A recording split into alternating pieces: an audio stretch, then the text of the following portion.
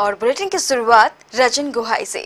अपने कार्यक्रम में कुछ बदलाव के साथ केंद्र सरकार के रेल राज्य मंत्री रजन गोहाई आज दिन के लगभग 1:30 बजे कटिहार पहुंचे। कटिहार पहुंचने के बाद सबसे पहले उन्होंने कटिहार स्टेशन और उसके आसपास के क्षेत्र का निरीक्षण किया। इस दौरान उनके साथ कटिहार रेल मंडल के सभी आला अधिकारी भी मौजूद थे।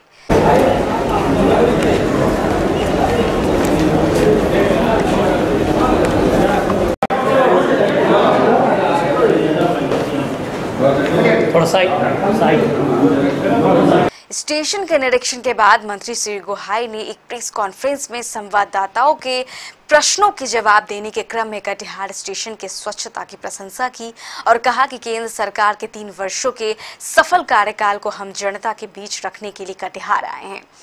सरकार की तरफ से सारा देश में एक कार्यक्रम चल रहा है। ये 3 साल का जो वर्षपूर्ति हो गया और मोदी जी का ये 3 साल में उनका नेतृत्व में देश में क्या क्या काम हुआ, किस तरह का कदम उठाया, ये सारे रिपोर्ट कार्ड जनता का सामने रखने के लिए हम सभी मंत्री लोग और सांसद लोगों को देश का जगह जगह में भेजा है। तो उस हिसाब से मेरा बिहार का अंतर्गत नवगछिया और कटिहार ये दोनों मेरे जिम्मे में आए हैं। तो इसके लिए मैं यहाँ आया हूँ। 3 साल में हमारे प्रधानमंत्री आदरणीय प्रधानमंत्री नरेंद्र मोदी जी ने देश के लिए, देश के जनता के लिए जो जो काम किया है उस सब का रिपोर्ट कार्ड हम जनता का सामने रखने के लिए यहाँ आया हूँ। यहाँ आने का मकसद वही है। इस यात्रा में रेल राज्य मंत्री कटिहार जिला के अलावा भागलपुर के नवगछिया में भी सबका साथ सबका विकास सम्मेलन को भी संबोधित करेंगे। प्रेस कॉन्फ्रेंस समाप्त कर रेल राज्य मंत्री राजेंद्र स्टेडियम पहुंचे। वक्त था सबका साथ सबका विकास सम्मेलन का। राजेंद्र स्टेडियम में आम लोगों के साथ बड़ी संख्या में भाजपा नेता एवं कार्यकर्ता पहले से ही श्री गोहाई का इंतजार कर रहे थे। स्टेडियम पहुंचते ही सभी पार्टी कार्यकर्ताओं एवं समर्थकों ने मंत्री जिंदाबाद के नारे लगाए। फिर शुरू हुआ सम्मेलन।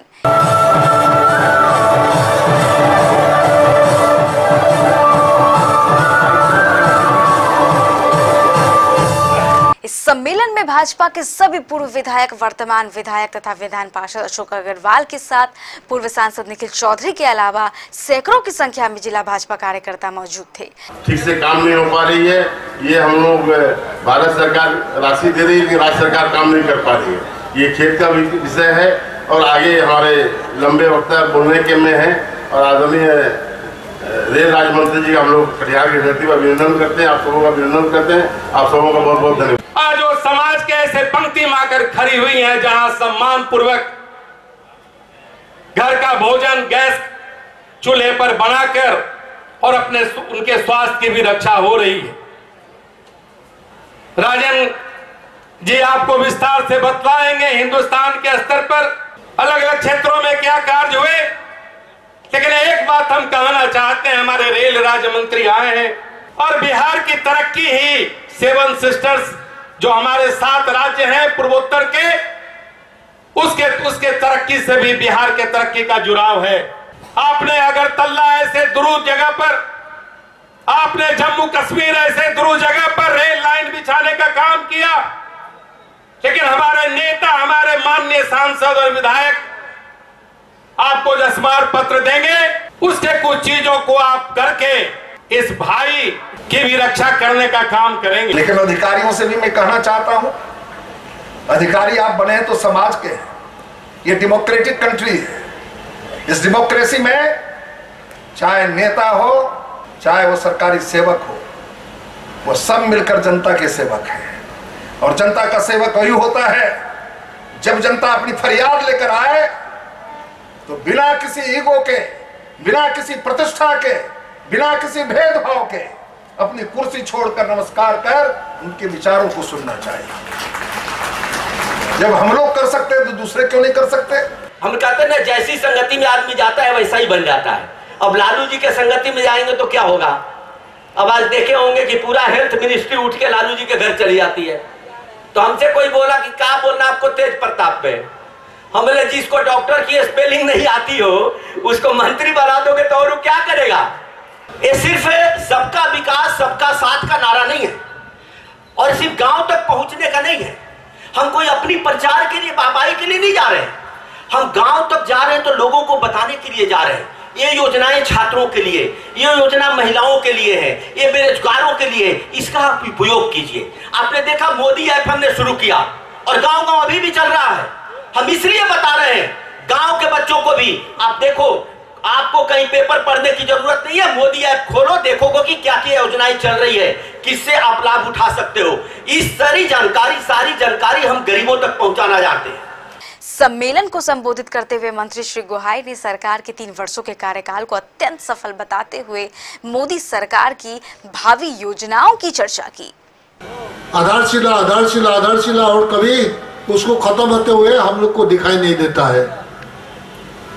तो यही एक परंपरा हमारा देश का चल रहा था, लेकिन जैसे मोदी जी ने देश का दायित्वभार संभाला तो उन्होंने देश को रियासत में जो मिला था वो सारे खराब चीज को सुधारना पड़ा उसको।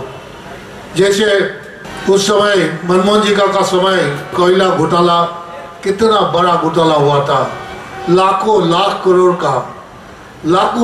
करोड़ का धन, अगर जनता का धन किसी का प्राइवेट घर में चला जाएगा तो ये देश का हालत क्या हो सकता है। तो स्पेक्ट्रम घोटाला, टेलीकॉम स्पेक्ट्रम घोटाला, उसमें भी लाखों करोड़ का घोटाला। जैसे दायित्वभार संभाला उसका बाद पहला कदम उठाया उन्होंने, जैसे ये घोटाला यहाँ पे कभी कुछ नहीं हो सकेगा। पूरा देशवासियों का सामने सब ट्रांसपेरेंट वे, खुला साफ सुथरा तरीका से इसका ऑक्शन किया जाए। और इसको ऑक्शन क्या है करने का बाद कई लाखों 3 से 3.7 लाख करोड़ पैसा देश का खजाना में आया। ठीक इस तरह से स्पेक्ट्रम में भी इस तरह से लाखों करोड़ों रुपया देश का खजाना में आए हैं। तो और एक करप्शन फ्री, कि देश में कोई करप्शन ना हो, सभी काम साफ सुथरा हो और गुड गवर्नेंस, एक अच्छे सरकार लोगों को मिले, ये प्रॉमिस करके हमारे सरकार आए थे। उस हिसाब से काम शुरू किया, कोयला और टेलीकॉम में सुधार लाया। उसका बाद नीति आयोग, पहले हमारा प्लानिंग कमीशन था। प्लानिंग कमीशन ही कभी बड़े बड़े लोग होता है, पॉलिटिक्स में जगह नहीं मिलता है, मिनिस्ट्री नहीं मिलता है, तो उनको प्लानिंग कमीशन में कोई अच्छा जगह दे के बैठा देता है। वो अपना मनमानी करके देश का डेवलपमेंट का काम जब जैसे चाहे करता है, जब जैसे नहीं चाहते हैं नहीं करता है। तो इसको सुधारने का बहुत जरूरी था, ये मोदी जी का मन में था, इसको सुधारना बहुत जरूरी था। तो उसका बदले नीति आयोग लाया और नीति आयोग में अच्छे लोगों को अपॉइंटमेंट किया है।